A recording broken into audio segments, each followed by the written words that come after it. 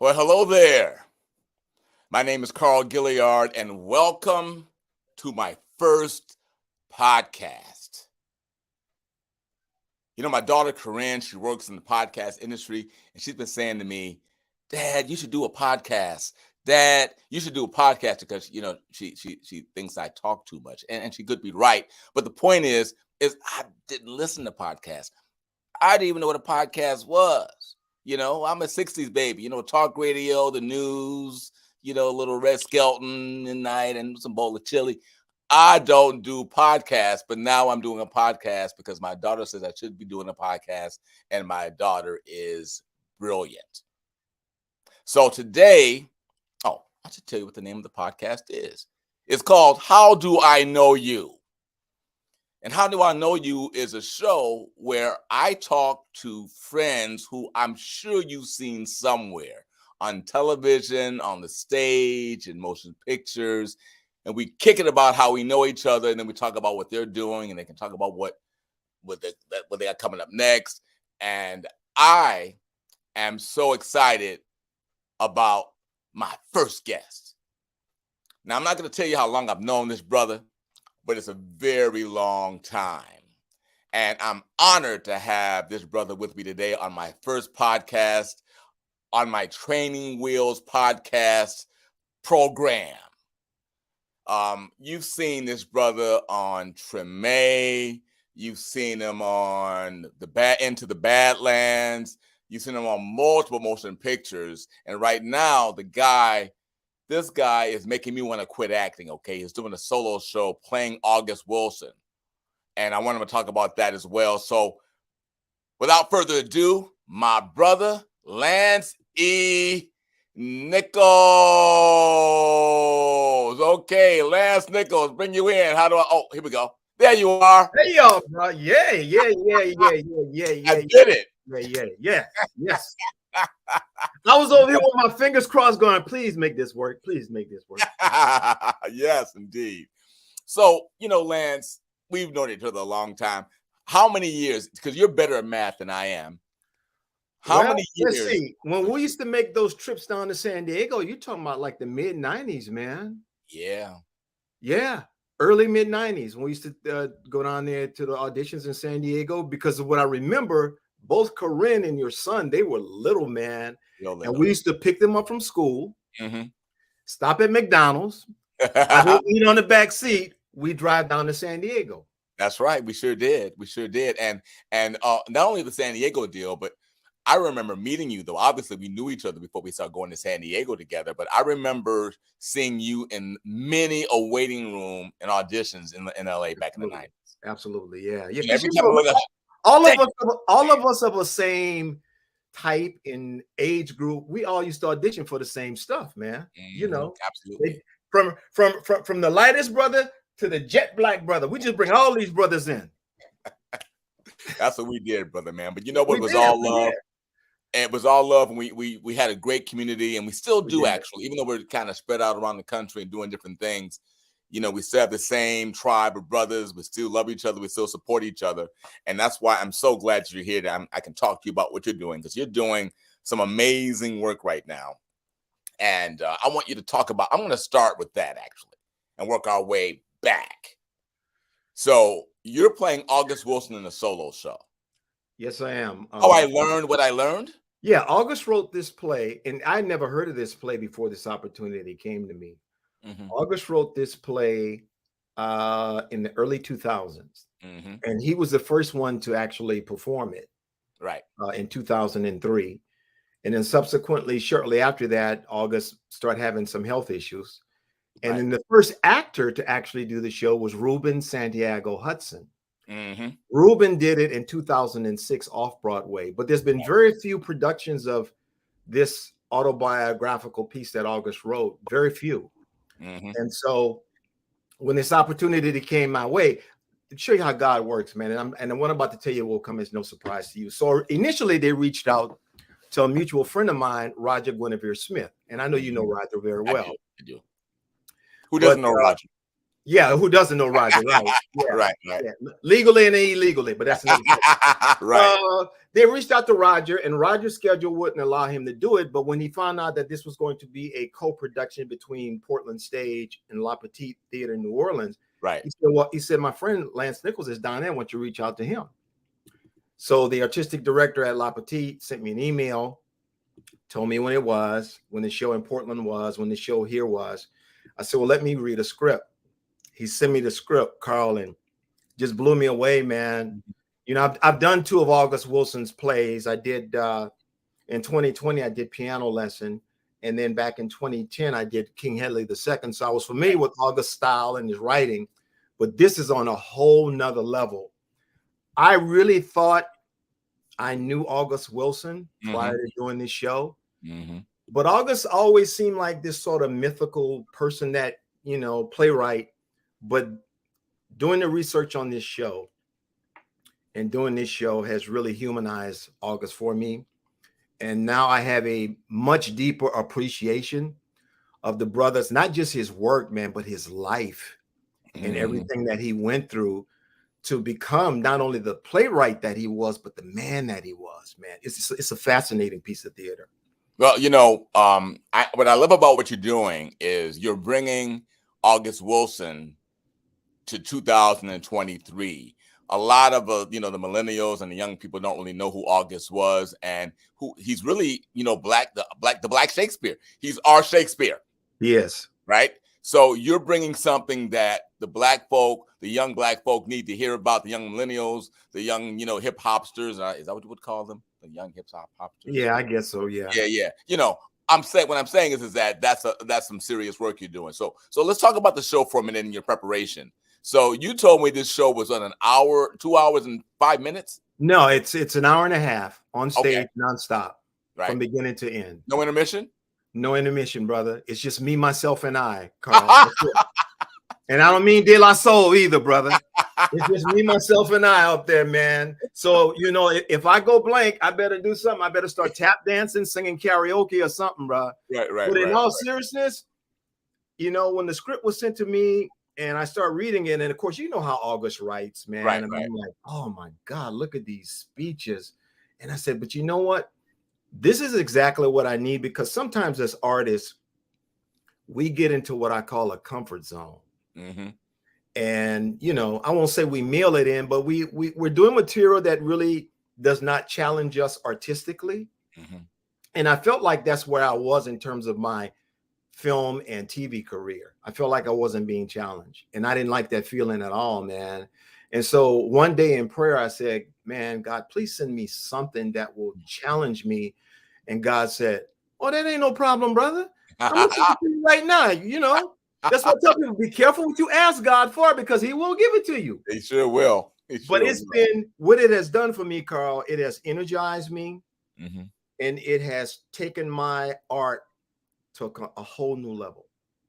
A whole new level. And I don't know any other way to explain that to you, man. Because, you know what? You know, as a fellow thespian, and not knowing intimately the work you're doing, but certainly the way you're describing it, and what I know about August Wilson's work, period. And a solo show for any actor is an undertaking. So, you know, you're coming in and, you know, so let's talk about your process. Okay. So what was that like, learning all of that material for this show? Because had you done a solo shows before? I'd never done a solo show before. The first thing I did was when the deal was sealed, I started doing some research on August, just myself. Right. And I found out some things that I didn't know. Number one, I had no idea that the brother's birth name was not August Wilson.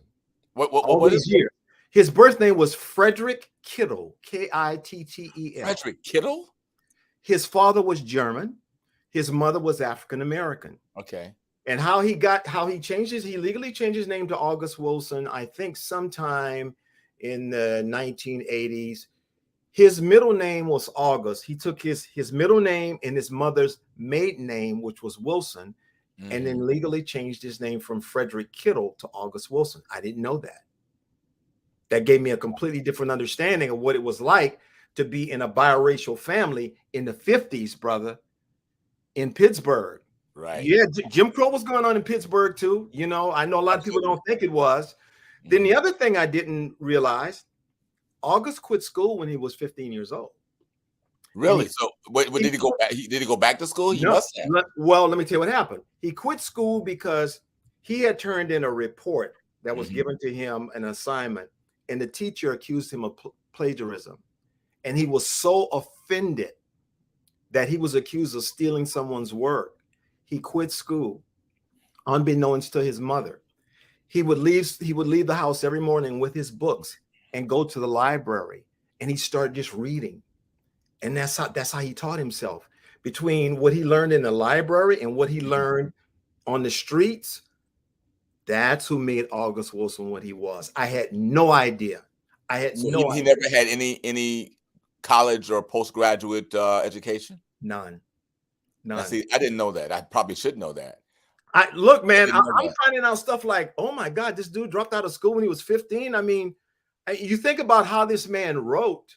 Yeah. And you wonder, how could someone who had very little formal education write like this? It's incredible. You know, and be so prolific in his writing. Not just writing, but prolific in his writing. So that was my start. So when I got to Portland, the director is a sister named Jade King Carroll, young sister, but who was a August Wilson dramaturg. And who had actually dramaturged 8 of his 10 plays. Okay. She's like a savant, bro. She's like an August Wilson savant. This young lady knows everything. And so between what she knew and what I brought to the table, we were able to create something. And the thing that I love about Jade is the first day of rehearsal, she said to me, she says, "How do you see this show? Or how do you want to approach this?" I said, "I don't know yet. I want us to discover together." Because to me, that's where the magic happens, when you make that discovery together, right, man. Exactly.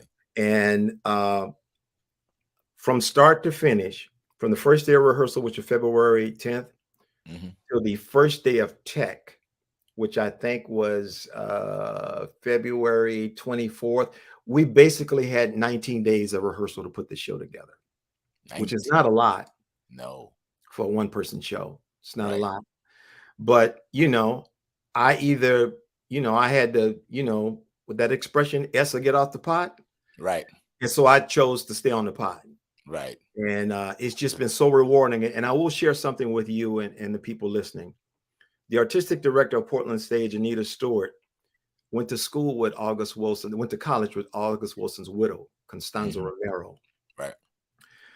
And there were many times in rehearsal, and especially when we got into tech rehearsal and I was actually on stage and in wardrobe, Anita used to tell me, the resemblance between you and August is striking. She said, and I have to tell you, it's not just the physical resemblance, but you've captured the man's essence. And all I could say was, that ain't me. That's who that goes to. Hey, you know what though? I'm sure you did. But did you look at any interviews with August? I looked at a couple of interviews. One that he did with Ed Bradley on 60 Minutes, which is a very famous interview. It was a 60-minute interview. I looked at that. And then a couple that he did at the Kennedy Center. But I didn't look at too many because I wasn't trying to imitate the man. No, absolutely. You know what I mean? There's a story. In fact, I just posted this interview that Spike Lee did with Denzel Washington when he did Malcolm X. And what was poignant to me about that interview was at the same time that they shot Malcolm X, or around the time that they completed it, around the time, I read the same basic sentiment from Denzel about how we came to capture the essence of the man who was Malcolm X, who, you look at the film, you say, oh my God, he captured Malcolm's essence. But Denzel, according to the interview, he, looked at tape on Malcolm and he was trying to kind of, imitate him, and then he kept hitting walls. And he decided just to go at it organically, and like you're talking about, and just capture the spirit and find the truth of Malcolm's spirit within himself and just play it like any actor. And as a result, people thought they were looking at Malcolm X. Absolutely. And I was playing a real life character at the time. I was doing a play in San Diego at the time where I was playing, are you ready for this? I was playing Clarence Thomas Ooh. in a play called Unquestioned Integrity at the Gaslamp Theater in Downtown San Diego, right? downtown San Diego. Yes. And it was a 3-person play, and the entire play was the actual dialogue from the hearings With Anita. with Anita Hill. So it was right. Clarence Thomas, Anita Hill, and then there was a composite character that was the senators. And so there was a lot of words. It wasn't a solo show, but it's a lot of words. And and people will say to me after the show, "Oh my God, you captured the essence of Clarence Thomas." I don't like the man. I like you. Because that's what I went for. Because I did all this research on Clarence. I took his statement, read interviews about what his take was on the trial, and I've just played some of those core ingredients of indignance and offense, and insult, and found those seed elements of that inside me and played it. And it was one of the most rewarding experiences I've ever had. It's interesting that you should say that, because the young lady who was a reporter at the local Portland Herald Press, which is a local newspaper, we had a pre-show interview, and she asked me, she says, "Well, how do you intend to play August Wilson? Are you going to try to imitate him?" I said, "No, that would be a disservice to him and to me." I said, "I don't have to." I said, "All I have to do is just be truthful to what the man wrote. The words are there." I said, "The story will tell itself." And that's what I hope I've done, man. I mean, I had, I had several people commented on the show and my performance, but the one that really stuck out to me, Carl, was my wife flew up to see the play. And so she was there on opening night, which was March 3rd. And afterwards, she came to the dressing room, and she had this look on her face like I'd never seen it. We've been together 43 years, bro. We're going to get to that in a second. I'm glad. And she said, she said, "I've seen your work over the past 42 years. She said, "and it's always stellar." She said, "But Lance," she said, "you weren't there."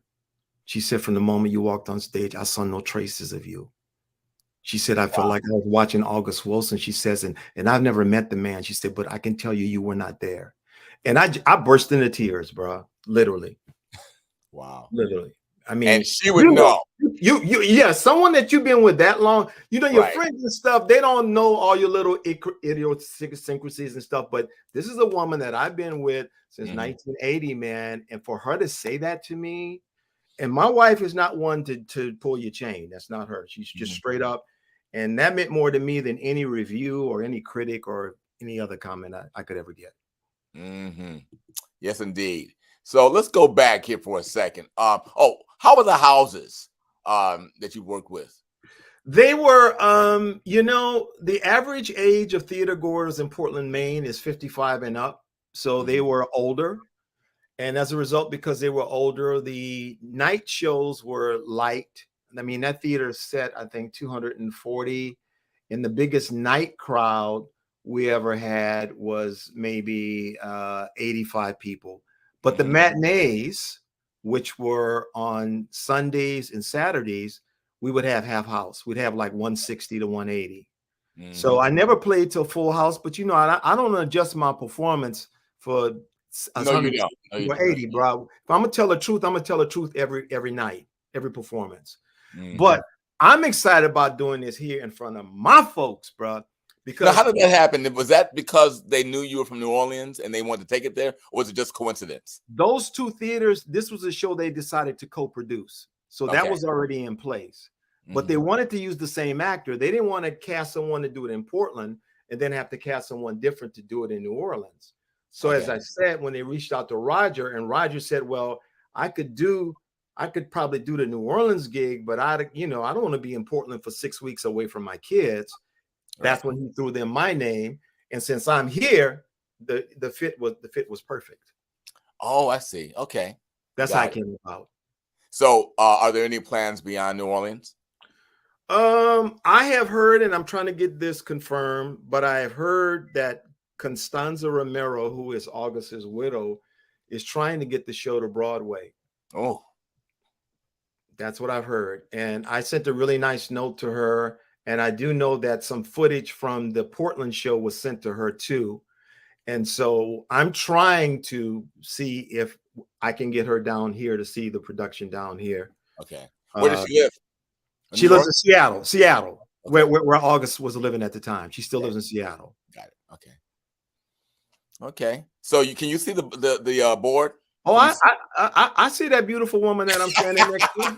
Oh yeah, I see that beautiful woman. Yeah. Yeah. So 42 years. 43 this summer, brother. Oh 43 my this goodness. summer, man. Yeah, man. You know, when I met my wife, bro, I had an afro, I had a chest. Still have the chest, it just dropped down to the belly. But I have less hair now. But yeah, man, that's my wife for 42 years, brother. Oh, Standing she's next to me, wonderful, man. man. She's a wonderful woman, man. Let me tell you something. I just always have been amazed at how such average looking guys like yourself can get beautiful women like this. I don't know, bro. I don't know. You look. I thank God every day, man, because you know if it was look, and let me tell you, I'll tell you like because I've seen Denzel say this in many interviews, and it really resonates to me so much. Mm. He says, you know what? I'm the man that I am today because of God and Pauletta. Mm-hmm. I'm the man I am today because of me, because of God and my wife's artist. I said because there were times in our 42 years that, in the words of Denzel, I gave her reason to leave me. Ah, yeah, you know the famous Oscar speech. Was it? That's right. That's right. Yeah. And so I can relate to that, man. So a lot of what Denzel's talking about, I'm like, bruh, I'll second it. Pass the plate, bruh. I understand what you're saying, man. But you know, I had a woman who stuck by me, man, who through thick and thin, who always insisted in the best for me and would not accept anything less as a husband, as a father, and as an artist, and who with equal hand could be loving, but metaphorically would put a foot up my ass if I needed it. And sometimes literally. And I'm thankful for that because I wouldn't be the person that I was today, bro. You mean now you are, but at the time, yes, I didn't. At the time I didn't. No, of course not. At the time I didn't see that. But in retrospect, I'm thankful for it because I am the person that I am today because of God and her working in tandem with me and molding me into the person that I am today, man. Well, you know, we've had this talk before, you know, and through my various marital exploits. But what I love about your story is what I tell folk all the time. To your point about Denzel, his sentiment about, you know, she should have left him a long time ago, and he gave her reason to leave, but she didn't leave. You know, when I talk to couples now, single and married, you know, who are unhappy, who want to leave, who are married, you know, I say, hey, you know, I don't know what's going on. I can't be in your shoes to experience what you're experiencing. But I do know that people who have the successful marriages that you have, you know, that Denzel has and that I have now for a shorter period of time, they all go through the same things that divorced folk go through. It's not any difference. There's no difference. You know, people think that, you know, oh, this miserable situation is the worst thing ever, and I had to leave because I'm not happy. I mean, if you were by yourself, you might be unhappy too, right? Right. So Zardis said, you know, I got to put a foot in his ass. I may not be happy with him today, and this is really tough, but I believe in what I promised God that I would do, and I know that God will deliver, you know, the ultimate testimony, and that's what you guys have today, right? Yeah, and one of the things that never left, even in times when we had challenges in our marriage, and most of them early on, when our kids were younger, they were financial challenges, man. Because you know, she had the regular job, I had those in and out jobs, man, and I was trying to make this thing work, being an actor and everything. But one thing that never left was the unconditional love we have for one another. Right. That never left.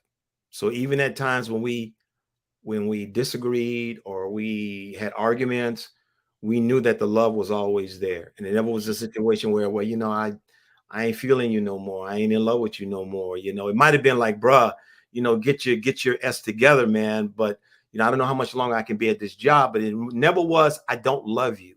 I don't want to be with you.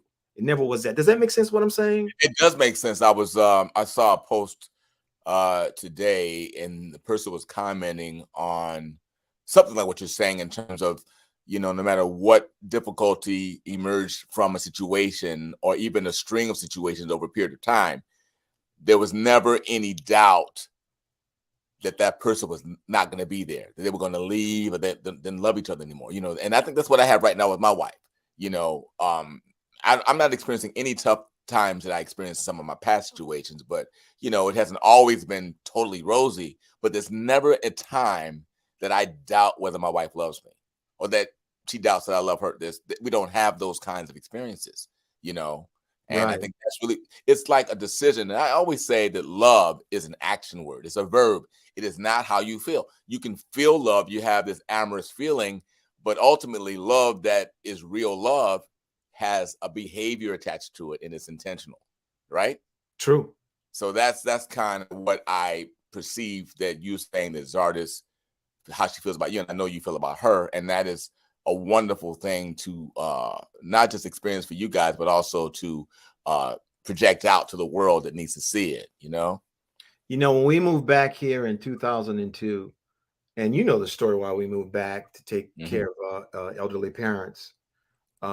I told her when we moved back here, you never have to work another day in your life, because for a good 10 to 15 years, she was the primary financial support of the family. How long?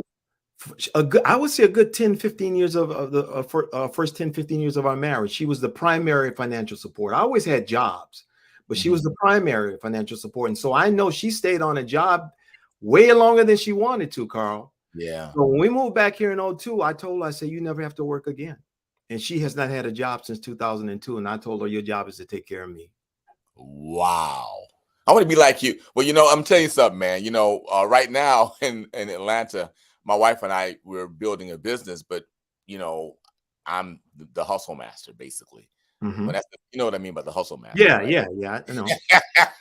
So that, I mean, it's the same way, you know, my wife worked a job in LA, but it was a kind of a survival job that she didn't like very much. And so she's not going to be going back to that here in Atlanta. Good. Yeah. Good. So I want to run some things by you real quick, and I want you to tell me, you know, kind of exactly what your thoughts are when you see the image. Okay. Go. I messed up. So you know what? I'm telling you something. Here it is. Here it is. Come on, one more time. I'm just okay. Hold on. All right, here we go. Here we go. So when you see this is one of my favorite pictures of you, one of your characters, if I can find it in this. Really? Come on. Oh, here it is. Here it is. Here it is. Here it is. Oh, River King. River King. Look, man, when I got cast in this role and I went to the wardrobe fitting and they showed me the sketch of my look, I said, this is Jimi Hendrix if he was alive right now. Oh, I love it. You know, and then they showed me the wig that I was going to wear, and then the long That's a wig? That's a wig, bro. Man, my hair been like that since the 70s. Come on, Carl. Come on, bro. That's a wig. That's an Afro wig. That's my real sideburns, because they asked me to grow my sideburns in. But that character, let me tell you about this character. Out of all the characters I've ever played, and I always get comments either on social media, you know, great job, whatever. I don't know what it was about this character, but this character here stirred something up in females. Is that right? Oh, man. I'm talking about even females that are friends of mine. They were like emailing me and texting me and sending me stuff in IG like, ooh, I ain't never seen you like this. I'm like, calm the F down. You're married. I don't know. There was something about this character, man. I've never gotten that kind of visceral response, particularly from females, on any other character I ever played except this one, the River King. And you know, I think I saw an episode. Is this the show that Sherman Augustus is in? Yes, Sherman's in it. Yes, because I met Sherman in season 3. I met Sherman in season 3 when I went to Ireland, because they shot season 1 here in New Orleans. And then season 2, they moved the show to Dublin, Ireland. They didn't bring me back for season 2, but they brought me back for season 3. And so I went to Ireland for 2 months. And that's where I met Sherman. Good brother. He's a great brother and terrific actor. Did you do scenes with him? We never had any scenes together. The first and only time I ever saw him was at the rap party for that season. I went up to him. He came up to me and introduced himself, and we started talking. And that was the first time. But I saw his work. His work was fabulous on the show. Mm-hmm. So I'm gonna have a confessional moment here. I'm gonna confess something to you, Mr. August Wilson. All right. So, I'm teaching an acting class here in Atlanta. Yes. And it's going great, by the way. We got about 13 students. And I've been told you should have done that as soon as you got there. So it's going pretty good, man. I had Mike Beach out last night talking to the awesome. people. And Mike just lit that room up. In fact, he talked a lot longer than I usually have the guests talk. So we didn't do as much scene work last night. But man, it was incredible. But here, two of my students are doing an August Wilson scene from Fences. And I had to confess to them that I have never done an August Wilson play. A lot of people haven't, bro. I mean, I know it was a while for. I think I did my first one in 2010, and then I didn't do my next one until 2020. So you're probably not the only brother or sister in that boat who has. The good news is because of the canon of August's plays, I'm not aging out of his plays. I mean, I can still do an August Wilson piece. So I'm saying this to you in front of the entire podcast world on this, my first How Do I Know You podcast with Lance Nichols, who was playing August Wilson, and how I learned what I learned, that I, Carl Gilliard, before my days are numbered, God willing, will do an August Wilson play. Get in touch with Kenny Leon, bro. Kenny's directed a lot of August's plays. I think he's right there in Atlanta. He lives here? I think he does. He's there a lot. Well, I know, I just went to see Soldiers play here. Yeah. I just saw that. Yeah, Kenny's there a lot, man, because he's directed several of August's pieces. Okay. Well, you know what? I don't know Kenny Leon, but I'll look out for that. There's a theater here called the Alliance Theater that I believe that he used to run. Yes. In fact, I know for a fact he's directed several of August's plays there. I don't know which ones, but I know he's done several of August's plays at the Alliance there. Mm-hmm. Okay. Well, one thing I've noticed as I've been here in Atlanta, there are a few theaters. I mean, since I've been here, they've done Raising the Sun. They did, Home. It's at Home, Raising the Sun, Home. And then I think I saw they were doing Fences here. Okay. So there's a few theaters out here doing some quality stuff. Right. Sam Martin Williams, that's who wrote Home. That's what it is. Okay. Yes. Sam Martin Williams. Yes. Great. So man. So it's been such a pleasure to have you, brother. You're back at home, I guess, right now, right? I'm home back here in New Orleans. I think I start rehearsals in about a week. Picking up rehearsals. Same director, same design team. They're shipping my wardrobe from Portland down here, so I'll be wearing the same wardrobe. And I'm excited, man. I mean, I have not been this excited about performing in a long time. I'm gonna be honest with you. Did you have any changes in costume? I guess you didn't. You just were on stage all the time. There's a change in coat and a hat. That's it. Okay. Other than that, he's in the same wardrobe for the entire play. Do you play any other characters? Because in his story, he first of all, he tells 27 different stories in an hour and a half. And there are probably 15 other characters that are introduced. And so I made a choice along with the director. Well, I proposed to her in the first day of rehearsal. I said, look, I would like to give some of these characters that August talks about that he had interactions with, particularly when they talk, I'd like to give them their own voice. Nice. And their own physicality. And the director said, well, let's play with that. And so we did. And so I think I picked like 6 characters to give them their own specific voice and their own physicality. Okay, nice. That is a true exercise in thespiandom. It is. It is, brother. Look, man, I wish there's some kind of way that you and LaTanya could come see this, brother. I mean, I'm going to Costa Rica. And yes, I know. You're doing this at the end of April, correct? April 20th through May 7th. Yeah. So that window for us would have to be that last week in April. I will let you know.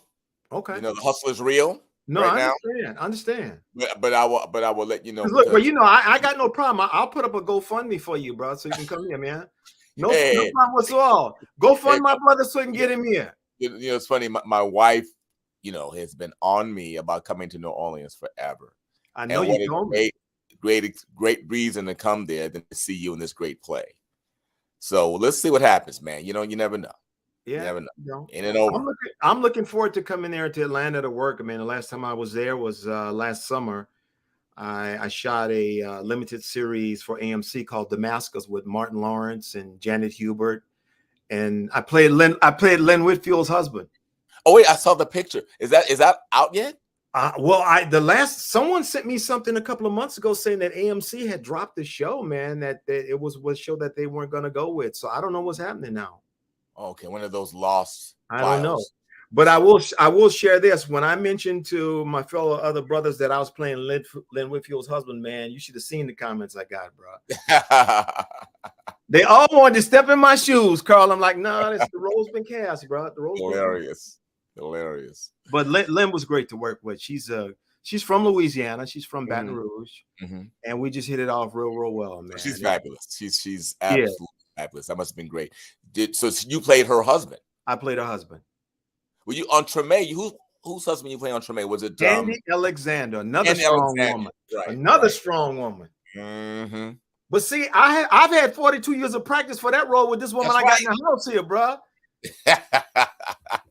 42. I had practice. I never will forget. At the callback for Treme, I read the scene, and then when I finished, David Simon, who was one of the co-creators of Treme, also did The Wire.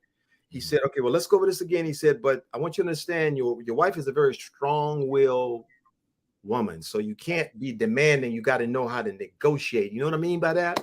Yeah. I said, bro, I've been married 30 years. What do you mean? Now you have to tell me nothing about that. And everybody just kind of laughed in the room. But in all seriousness, Candy's character was very similar, had a lot of the same traits that my wife does. Sweet as pie, but will get in your you know what if she needs to. Sounds like a black woman thing to me. Yeah. So I'm like, a good black woman. Because a good black woman have both sides of that coin. Yeah. That's what I'm saying. Saying, it all depends on what you want. I can give you this, or I can give you that. It all depends on how you act. You tell me. Your choice. What you gonna do? Your choice. Yeah. Do you want what's behind door number 1 or number 2? It's your choice, bro. Your choice, and the response is based about what you do. Exactly. Yes. Exactly. So, but that we're working on that show for 4 years, working with Candy, and then also I got to work with Wendell Pierce during that time because our storylines overlap, and of course Wendell and I are good friends, man. And I got to work with Anthony Hemingway because Anthony directed several episodes, and he was also supervising producer on Treme. So, I mean, I got to work with some great people, man. I've had a wonderful, blessed career, and I will say this because I know we're trying to keep this under 40 minutes. When my wife and I made the choice to move back here in 2002 to help take care of my dad and her mother, and I made the announcement in LA, I sent out the picture postcards with my picture on one side and on the back, thanking everybody, telling the industry I was leaving LA to move back home and thanking them. And then people were like, well, what you gonna do about your career? And here's what I said. I said, I don't know. But one thing I will do is I'm going to trust God, because right now my mom needs help with my dad, and my wife's sister needs help with their mother. The other half of the people said, half of the people tell me what you can do about your career. The other half said, watch that God's going to bless you. So we moved back here in 2002. Within the first month of us moving back here, both my father and my mother-in-law were diagnosed with advanced dementia. So now we're dealing with that simultaneously. Right. Wouldn't trade that for anything. 2005, Katrina hits. Was able to get my family out in time. We went back to LA for 14 months until we moved. I remember that. Yeah. I was back in LA for a little over a year. Came back in November of 2006. First project that I shot back here was a little movie that maybe your listening audience may have heard of called The Curious Case of Benjamin Button. Yes, you played the preacher in that. You were excellent. Thank you. Yeah, I remember that 2 minutes and 47 seconds of screen time, and I know because I've seen it many times. That 2 minutes and 47 seconds of screen time completely changed the trajectory of my career. And from that on, man, I have not looked back. And so people say, see, God blessed you. I said, well, I said, yeah. I said, but the blessing for me and for my wife was to be able to come back here and spend whatever remaining days we had with our parents. That was the blessing. The career was the gravy. And you know, it's because your priorities were in line, and God honors that. He honors the way that you have that you honored your family, that you honor him first, and how you honored your family, and then God just gave you the rest. And the gravy, as you put it, is on top of it. And that's a testimony right there, brother. And I appreciate you sharing that. Yeah. Well, I tell that because a lot of times people go, well, yeah, what am I gonna do about my career? What am I gonna do about career? And I always tell them, well, do you serve a God of plenty or a God of lack? Because I serve a God of plenty. And if you serve a God of plenty, the pie is big enough for everybody to have not just one slice, but numerous slices. Yep. And you know, and I know you know that to be true. Yes, I do. So I don't, you know, if I send in an audition tape and I don't get it, let's just move on to the next one. That one didn't have my name on it. I'm That's good right. with that. I feel the same way though. And you know, at this point in our career, I mean, I forget half the auditions that I've done. Even when I get calls saying that I've been pinned or I booked, I'm like, what show was that again? Literally, because that's just where we are right now. You know what I'm saying? Yeah, it is. Ours is ours. It is. And one thing I would like to say, Carl, and I promise this will be the last thing. I always tell my students, because like you, I teach when I'm not performing. I tell my students, don't compare your journey with someone else's. Right. That was their journey. That's not your journey. You know, I'll share this quick story with you. So years ago, this is like early 80s, like 80, 81, when we were having live auditions, I was asked to go in and audition for a comedy. And the premise of the comedy, and as soon as I say this, you're going to know what movie I'm talking about. There's a young African-American man.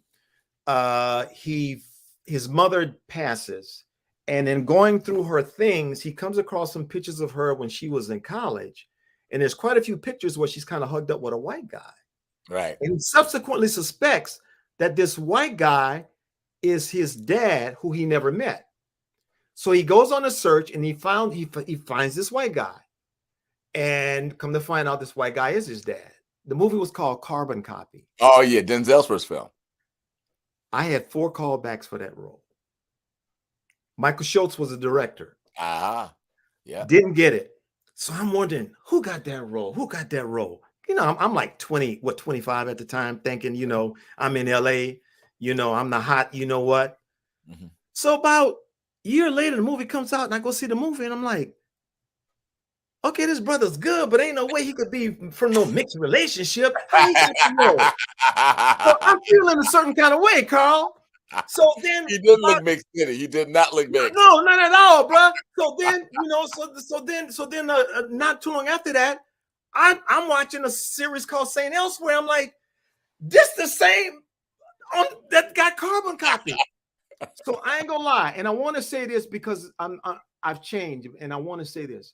For the longest, it was difficult for me to watch Denzel's work and be objective about it because I was still feeling a certain kind of way that he got that initial role and I didn't. But at some point, I realized that's not my story to tell. Yeah, it was Denzel's story to tell. Yeah, my story's different. And so I tell people, don't say you want to be the next. No, you want to be you. You don't want to be the next so-and-so. You want to be the best that you can be. And I'll leave it at that. My brother, that's a great gem to drop on your way out the door. Thank you for being here, Lance E. Nichols. Congratulations on How I Learned What I Learned. And I'm going to see the show somewhere. If I don't see it in New Orleans, I'm going to see it on Broadway, which is where it's going to go next, where it should be. And I say, why not me? If it goes to Broadway, why not me? And that this is your moment. This is your time. This is your story to tell. Right. That's right. So any people out there listening, if you're down here in New Orleans, you're gonna be near New Orleans between April 20th and May 7th. Please come and see the show. How I Learned What I Learned at La Petite Theater here in New Orleans, in the French Quarter. Thank you, Lance. I'm gonna exit you out, man, and do this thing and do a little finishing touch on the show. But thank you, my brother. Let's talk soon.